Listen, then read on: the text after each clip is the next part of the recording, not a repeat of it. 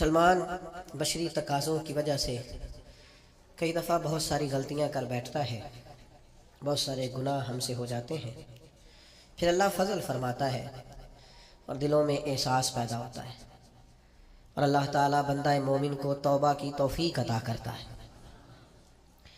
اب یہ کہ توبہ کسی شخص نے کی، اللہ کے حضور وہ رجوع لایا، اس نے ارادہ کیا کہ اب وہ اپنے مالک کا فرما بردار بن کر وقت گزارے گا، نافرمانیوں سے اللہ تبارک و تعالیٰ کی بارگاہ کی جتنی بھی اس سے نافرمانی ہوئی ہے اس سے وہ سچے دل سے تائب ہوگا، تو اس کے لیے وہ کیا کرے؟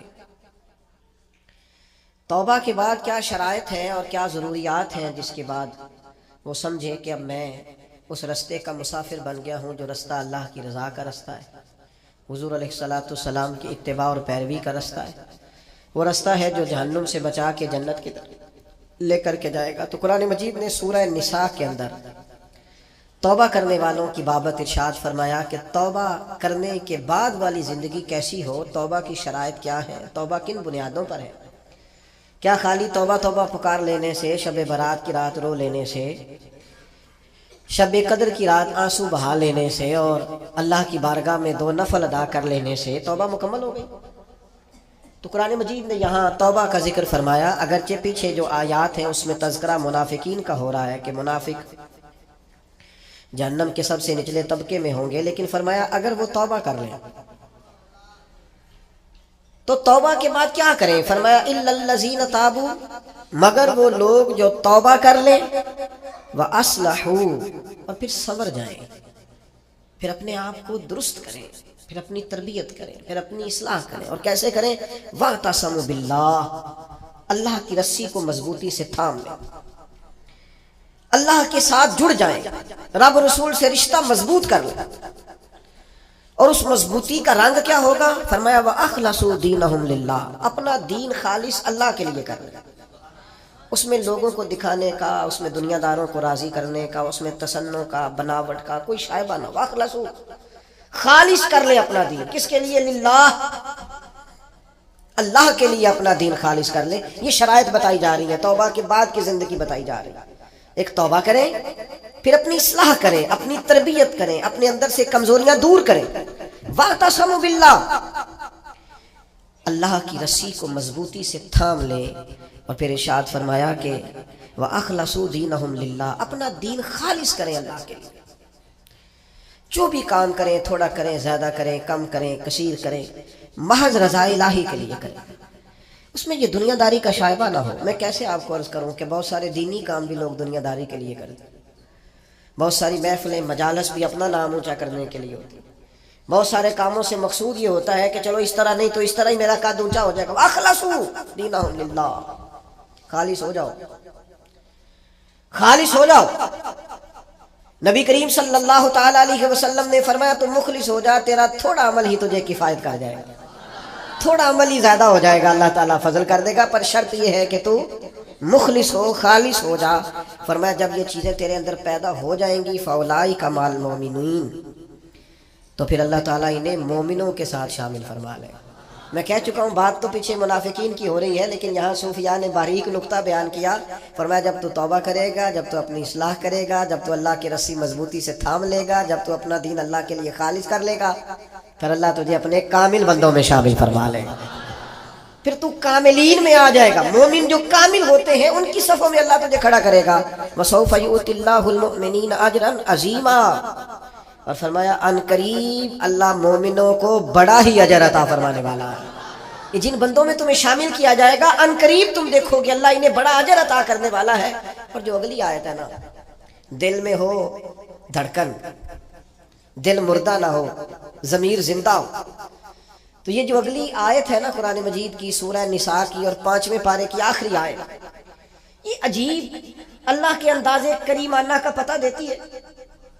یہ بڑے انوکھے انداز میں بندہ مومن سے خطاب کرتی ہے، یہ بڑے انوکھے انداز سے کافر کو، منافق کو بھی سمجھاتی ہے۔ یہ کس طرح کھول کر ایک نیا رنگ قرآن مجید اپنے پڑھنے، سننے، سمجھنے والوں کے دلوں میں پیدا کرتا ہے۔ اللہ کریم نے ارشاد فرمایا ما یفعل اللہ بعذابکم، فرمایا اللہ تمہیں عذاب دے کے کیا کرے گا؟ اللہ تمہیں عذاب دے کے قربان جائے.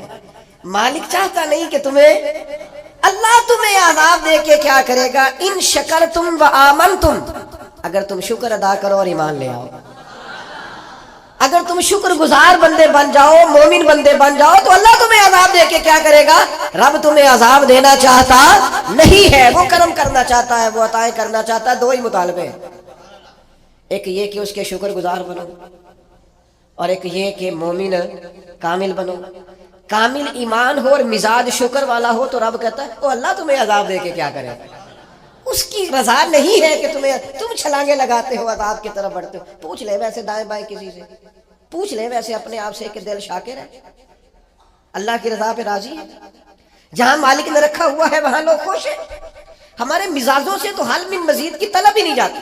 یہ کوئی نہیں، وہ کوئی نہیں، یہاں پریشانی، وہاں دکھ، یہاں آزمائش، ہر وقت کے شکوے، ہر وقت کی پریشانیاں، ہر وقت کی آزمائشیں ہم نے اوڑھ رکھی ہیں. فرمایا اللہ تمہیں عذاب دے کے کیا کرے گا؟ اگر تم شکر کرو، اگر تم ایمان لاؤ. اور مزے کی بات دیکھو، شکر اتنی بڑی نعمت ہے کہ ایمان کا ذکر بظاہر بعد میں کیا، شکر کا پہلے کیا. اور یہاں علماء نے لکھا ہے کامل مومن بھی وہی ہوتا ہے جو رب کا شکر گزار ہوتا ہے، جس کے مزاج میں شکر کوئی نہیں نا، اس کو ایمان کی وہ خاص لذت بھی نصیب نہیں ہوتی. اور آگے پتہ کیا ارشاد فرمایا؟ وہ تمہیں عذاب دے کے کیا کرے گا اگر تم شکر کرو اور ایمان لے آؤ. وَقَانَ اللَّهُ شَاكِرًا عَلِيمًا، اللہ تو قدر کرنے والا ہے، اللہ تو قدردان ہے، اللہ تعالیٰ تو صلہ دینے والا ہے، اور علیمہ وہ جاننے والا ہے تمہارے دلوں میں کیا ہے. تم اگر شکر کر لو، تم اگر ایمان لے آؤ تو اللہ تمہیں عذاب دے کے. ہمارا پتہ مزاج کیا ہے؟ ہماری طبیعت سے ناشکری نہیں جاتی. ہمارے مزاجوں میں نا ایک بات پیدا ہو گئی ہے کہ میں دکھی ہوں، فلانا مجھ سے بڑا اچھا ہے، اس نے نا ہمیں مضطرب کر دیا ہے، بے چین کر دیا ہے. دکھ ہے کیا؟ دکھ ہے کیا؟ درویش کہتے ہیں دکھ یہی ہے، تیری مرضی اور ہے، رب کی مرضی اور ہے. جب تیری اور رب کی مرضی ایک ہو جائے پھر دکھ ہوتا ہی کوئی نہیں، پھر سکھ ہی سکھ ہے. جہاں رب رکھے تو شکر گزار ہو جا تو سکھی ہے. دکھ یہ ہے کہ تو کہتا ہے جو اللہ نے کیا ہے شاید معاذ اللہ وہ ٹھیک یہ ہونا چاہیے تھا. تو یاد رکھنے کی بات ہے، سمجھ لیں اس کو. توبہ کے بعد جو اپنی زندگی ہے اس کو کس طرح گزارنا ہے اسے سمجھیں. آ گئی شب برات، ساری رات روئیں گے مسلمان، پھر کیا بدل جائیں گے؟ پھر سویرے جھوٹ ختم ہوگا معاشرے سے، لاکھوں لوگ اکٹھے ہو کے ایک جگہ پہ توبہ کریں گے تو کیا پھر ملاوٹیں ختم ہو جائیں گی، رشوتیں ختم ہو جائیں گی، بددیانتیاں ختم ہو جائیں گی، ماں باپ کی نافرمانیاں ختم ہو جائیں گی؟ کیا معنی ہے رونے کا؟ توبہ کا معنی کیا ہے؟ او بھائی مزاج کو سمجھے، دین کی حقیقت کو سمجھے. توبہ جب آپ کریں گے تو اس کے لیے ضروریات کیا ہے؟ سب سے پہلی بات تو یہ ہے کہ توبہ کرنے کے لیے ندامت کی ضرورت ہوتی ہے. نبی اکرم صلی اللہ تعالیٰ علیہ وسلم نے ارشاد فرمایا، یہ احمد بن حنبل میں بھی حدیث ہے، مسند امام احمد بن حنبل میں، ابن ماجہ میں، دیگر کتب حدیث میں بھی محبوب نے فرمایا ندامت کا نام توبہ ہے، شرمندگی کا نام توبہ ہے، غلطی کر کے احساس ہو جانے کا نام. اور جن لوگوں میں احساس نہیں ان کی کوئی توبہ نہیں. مجھے یاد تو نہیں جی کبھی کسی کا دل دکھایا ہو، مجھے یاد تو نہیں کبھی کسی کا برا چاہا ہو، مجھے یاد تو نہیں کبھی کسی کا نقصان کیا ہو، پر میں اللہ کی بارگاہ میں توبہ کرتا ہوں. بھئی آپ پاک صاف اتنے ہیں تو توبہ کس بات کی؟ آپ میں جب ندامت ہی نہیں پیدا ہو رہی، آپ گناہ کو گناہ ہی تسلیم نہیں کر رہے، اپنی غلطی نہیں مان رہے، تو توبہ کاہے کی؟ تو توبہ کرنے سے پہلے احساس پیدا کرنا، ندامت پیدا کرنا، شرمندگی دل میں پیدا ہونا، یہ تو پہلی سیڑھی ہے. اور اگر یہ سیڑھی حاصل نہیں ہے تو پھر توبہ انسان کو میسر آ سکتی. حضرت عمر فاروق رضی اللہ تعالیٰ عنہ ارشاد فرمایا کرتے تھے جو لوگ زیادہ کثرت سے توبہ کرنے والے ہیں، استغفار کرنے والے، ان کے پاس بیٹھا کرو، ان کے دل نرم ہوتے، ان کی صحبت اختیار کیا کرو، مزاج کے نرم ہوتے. کیوں؟ کہ ان کے اندر احساس ہوتا ہے ہم سے غلطی ہو گئی، انہیں خیال آتا. آج ہمارا سب سے بڑا مسئلہ یہ ہے کہ ہمیں احساس ہی نہیں اپنی غلطیوں کا. مومن کی شان یہ ہے کہ وہ رائی کے دانے کے برابر کبھی غلطی کرے تو اسے پہاڑ محسوس ہوتی ہے، اوہ مجھ سے تو بڑا گناہ ہو گیا. اور منافق کی علامت یہ ہوتی ہے کہ پہاڑ کے برابر گناہ کرتا ہے تو رائی سمجھتا ہے، کہتا ہے کچھ بھی نہیں، ساری دنیا نہیں کرتی، پھر کیا ہو گیا؟ ہو جاتا ہے انسان نہیں. مومن ڈرتا ہے، احساس ندامت ہر وقت اسے بے چین رکھتا ہے. اللہ کے بندے ہمیشہ ندامت کے ساتھ رہتے ہیں. دلوں میں احساس تو پیدا کرے، طبیعت تو ہو یار کہ مجھ سے غلطی ہوئی ہے. سیدہ عائشہ صدیقہ فرماتی ہیں حضور نے فرمایا جو بندہ اعتراف کرتا ہے نا مالک مجھ سے غلطی ہو گئی، اعتراف گناہ کر کے معافی مانگتا ہے، تاب اللہ علیہ، اللہ اس کی توبہ کو قبول فرما لیتا ہے۔ اعتراف ہی نہیں، ہم نے جرم کیا ہی کوئی نہیں، ہمارے اندر کوئی غلطی ہے ہی نہیں سرے سے، جب ہم یہ ماننے کو تیار نہیں تو پھر مجھے بتائیے مانا کیا ہوا۔ اور دوسری بات قرآن نے کہی وَأَصْلَحُوا، پھر وہ اپنی اصلاح بھی کرے، پھر گناہ چھوڑ دے جس سے توبہ کی، پھر دوبارہ اس خطا کے پاس نہ جائے، پکا ارادہ تو کرے کہ آج کے بعد دوبارہ یہ جرم نہیں کرنا، لیکن توبہ بھی خوب کی، شب برات کی ساری رات روئے، عمرہ بھی بہت کثرت سے کیا، وہاں جا کے بھی بڑی معافیاں مانگی، لیکن واپس آ کے وہ گناہ چھوڑا ہی نہیں۔ وہ جس غلطی کی توبہ کی تھی اس کی اصلاح ہی نہیں کی، اپنے آپ کو بدلا ہی نہیں۔ تو بھائی بچہ چھٹیاں کر کے آتا ہے، استاد کہتا ہے میں تمہیں کلاس میں نہیں رکھوں گا، یہاں سے نکل جاؤ، تو وہ طالب علم کہتا ہے کہ استاد جی آئندہ چھٹی نہیں کروں گا، آئندہ چھٹی مجھے معاف کر دے، میں آئندہ غیر حاضری۔ یہ کیا ہے؟ یہ اس کی توبہ ہے۔ اگر وہ کہے کہ جناب آپ معاف بھی کر دیں پر اگلے ہفتے 2 چھٹیاں میں نے دوبارہ بھی کر دی ہیں، تو استاد رکھ لے گا، تو اسے کہیں گے تو فارغ ہے۔ وہ یقین دلاتا ہے، پھر اپنی اماں سے سفارش کراتا ہے، فون کراتا ہے، ابا جی کا فون کراتا ہے، گھر سے وہ کسی سفارشی کو لاتا ہے، کہتا ہے جناب یہ مہربانی کریں، یہ میں ان کو ساتھ لایا ہوں، میں آئندہ چھٹی غلطی ہو گئی، بھول گیا تھا۔ وہ بار بار کہتا ہے جی آج کے بعد ہوا تو جو مرضی کر لیجئے گا، آج کے بعد اگر غلطی ہوئی تو پھر آپ جو مرضی فیصلہ کیجئے گا۔ یہ غلطی آئندہ نہ کرنے کا ارادہ توبہ ہے۔ لیکن ساری رات شب برات پہ رو کے سویرے ہی دکان کھولتے پہلا جھوٹ بول دینا اور کہنا میں توبہ کر کے آیا ہوں۔ حضرت ذوالنون مصری رحمت اللہ تعالیٰ علیہ فرماتے ہیں گناہ سے باز آئے بغیر توبہ کرنا جھوٹے لوگوں کا طریقہ ہے۔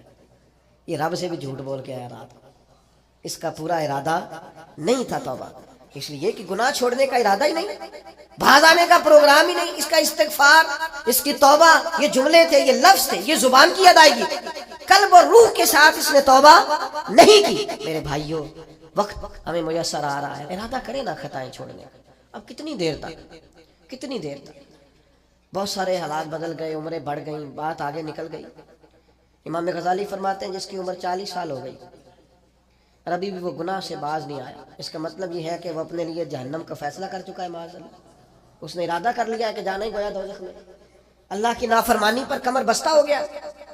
تو دوسری شرط یہ ہے کہ ارادہ کیا جائے کہ میں آج کے بعد یہ والا عمل نہیں کروں گا۔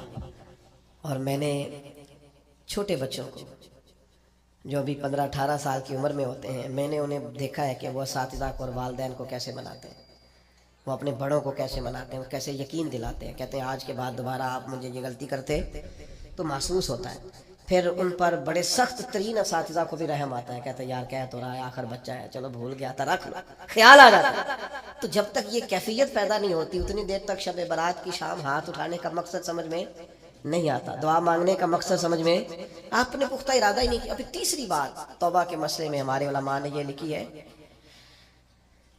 کہ گناہ جس طرح لوگ ڈٹ کے کرتے ہیں اور ڈھٹائی سے کرتے ہیں، تو توبہ والے معاملے میں بندے کو ذرا ڈٹنا چاہیے، کچھ دن اسے پریکٹس تو کرنی چاہیے، جد و جہد تو کرنی چاہیے، کوشش تو کرنی چاہیے۔ اللہ کہتا ہے تو ہمت کر، رب تیری مدد فرمائے۔ ان الذین قالوا ربنا اللہ ثم استقاموا تتنزل علیہم الملائکہ، جو کہے گا اللہ میرا رب ہے پھر ڈٹ جائے گا، اس کی مدد کے لیے اللہ فرشتے بھی نازل فرما دے گا۔ استقامت کا تھوڑا مزاج ہو، تھوڑی طبیعت ہو کہ ہم نے استقامت اختیار کرنی ہے، ڈٹنا ہے تھوڑا توبہ کے بعد، تھوڑا ارادہ کرنا ہے کہ یار نہیں اب میں نے اس طرف نہیں جانا، اب میرا ارادہ بدل گیا، اب میں نے یہ کام۔ ایک صحابی تھے تو فرماتے ہیں کہ میں توبہ کرنے سے پہلے ایک خاتون کے ہاں آیا جایا کرتا تھا، پھر اللہ نے مجھے توفیق دی، میں توبہ کر گیا اور کلمہ پڑھ گیا، اور جب میں حضور کی بارگاہ سے ہو کے واپس آ رہا تھا تو وہ رستے میں مجھے آوازیں دے رہی تھی، لیکن جب میں نظریں جھکا کے اس کے پاس سے گزر گیا تو مجھے کہنے لگی تم وہی نہیں ہو؟ تو میں نے کہا نہیں، اب تو میں توبہ کر کے آیا، اب تو میں اللہ کا بندہ بن کے آیا۔ حضرت حبیب اجمی رحمت اللہ تعالیٰ علیہ، اللہ نے مجھے توفیق دی، میں ان کے مزار پہ بھی حاضر ہوا، بغداد محلہ میں ان کا مزار ہے، اور میں ان کے نا قبر کی پیروں کی جانب کھڑے ہو کے نا تو ان کے کچھ اقوال ان کو سنا رہا تھا، حضرت حبیب اجمی رحمت اللہ علیہ سود کا کام کرتے تھے، دعا کریں اللہ ہم سب کو محفوظ کرے، آمین تو کریں اللہ ہم سب کو۔ اب لوگوں نے بغلوں میں فتوے بھی رکھ لیے ہیں۔ کل پرسوں میرے پاس ایک صاحب فتویٰ لے کے آئے، فلانے مولانا صاحب نے کہا فلانی بینک کا سیونگ اکاؤنٹ بھی ٹھیک ہے، یہ میری بغل میں فتویٰ ہے، یہ آپ پڑھ لیں۔ میں کیا تو مینو کو پوچھنا ہے جی تو تیرے کو فتویٰ جو ہے، ایک بندے کو فتویٰ مل گیا ہے اور اس نے پکڑا ہوا ہے بغل میں ہے، میرے پاس کیوں آیا ہے؟ کہنے لگا جی آپ کیا کہہ رہے ہیں؟ میں کیا تو تاں آیا ہے، تو مطمئن نہیں مولوی دی گل تے، اگر تو مطمئن ہوتا تو تصدیق کرنے، تو یہ تو مطمئن نہیں ہے نا، اس کا مطلب ہے کہ بات کے اندر شک ہے، اس گالے چ رولا ہے۔ تو میں کیا رولے والی گل چنگی، تو میں کیا فتویٰ دوبارہ لپیٹ کے جیب چ پا، تو دس سیونگ اکاؤنٹ ٹھیک ہوندا ہے؟ کہندا جی سمجھ نہیں آئی تاں تے آیا۔ میں کہا بس ٹھیک ہے، تینوں پھر سمجھ آ گئی ہے، جیڑی سمجھ نہیں نہ آئی ہے تو مطلب ہے سمجھ آ گئی، سمجھ لے آپ چھوڑے۔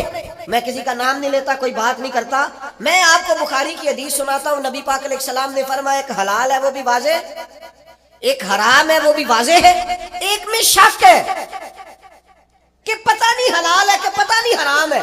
میرے کریم محبوب نے فرمایا تم نے شک والی چیز سے بھی بچنا ہے، شک سے بھی تم نے بچنا ہے، اس لیے کہ مسلمان طیب اور طاہر کا قائل ہوتا ہے، وہ پاکیزہ مزاج ہوتا ہے، پاکیزگی کا قائل ہوتا ہے۔ بھائیو یہ بچے، یہ رزق حرام اتنا نقصان کرتا ہے کہ انسان کا اللہ سے رشتہ کمزور کر دیتا ہے۔ لقمہ حرام سے پوری پرہیز، پوری زہر کی طرح اس سے پرہیز کریں، تیزاب کی طرح اس سے بچیں، تب جا کے انسان کی روحانی زندگی کچھ آگے بڑھنی شروع ہوتی ہے۔ توبہ سچی، اخلاص والی، سنورنے والی اور استقامت والی کہ میں نے پھر دوبارہ یہ عمل نہیں کرنا، اور عادتیں بدل جایا کرتی ہیں، عادتیں بدل، عادی تھے لوگ شراب کے، پر حضور نے فرمایا حرام ہے، تو پھر دوبارہ کوئی قریب بالکل جن چیزوں کی 100% کوئی منع کرنے والا نہیں تھا ان کو اشاروں سے منع کیا میرے نبی پاک۔ تو یہ بندہ مومن کی شان ہوتی ہے، پھر وہ اتنے پکے ہوئے کہ دوبارہ ان چیزوں کے قریب تو توبہ کریں لیکن پھر اس پر ڈٹیں۔ اور تیسری بات یہ ہے کہ اصلاح احوال کریں، توبہ کے بعد اپنی اصلاح کریں، اپنی تربیت کریں، اپنے اوپر توجہ دیں۔ ڈاکٹر دو قسم کے چارٹ دیتے ہیں مریض کو، ایک یہ کہ یہ چیزیں نہیں کھانی، اور ایک یہ کہ یہ والی آپ نے کھانی، یہ آپ کے لیے، وہ کہتے ہیں تم نے تلی چیز نہیں کھانی، تم نے تذابیت والی نہیں کھانی، آئلی چیزیں نہیں کھانی، اور سلاد ضرور کھانا، پھل کا استعمال ضرور کرنا۔